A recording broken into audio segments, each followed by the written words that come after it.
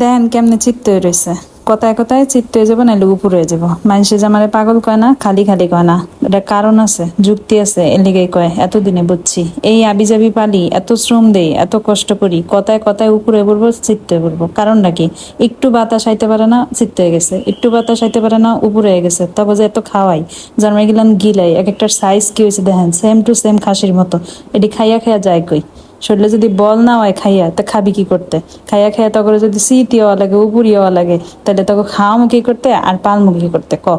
একটু আগে বেলকনিটা পরিষ্কার করে সুন্দর করে যাইয়া বইতে পারি নাই, পোলায় খবর দিল এই অবস্থা। যাইয়া দেখি সব টিয়াকার লাশের মতো চিত্ত হয়ে রয়েছে। উড়ানোর ক্ষমতা তো নাই, আমারই উড়ান লাগবো। তারপরে উড়াইছি, উড়াই এই জায়গাটা আবার পরিষ্কার করছি। এক একটার ওজন টবের তে বেশি, এই হইলো সবচেয়ে বড় সমস্যা। তখন মালিক হইলো ফইন্নি সৈন্নি, কিনতে পারে না টব, যা আছে তার মধ্যে একটু ব্যালেন্স করে থাক, তা না।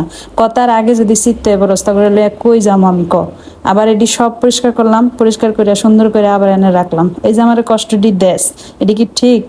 বছরটা বইরা তখন পিছিয়ে কষ্টও করবো, কোনো ফলও পাবো না, আবার তোরা কথার আগে শীতে উপরেও পড়বি। বুঝছি, এডি লাইলা পেলে কোনো লাভ হইব না। সব কটারে জঙ্গলে বনবাসে পাঠাইতেছি অতি শীঘ্রই।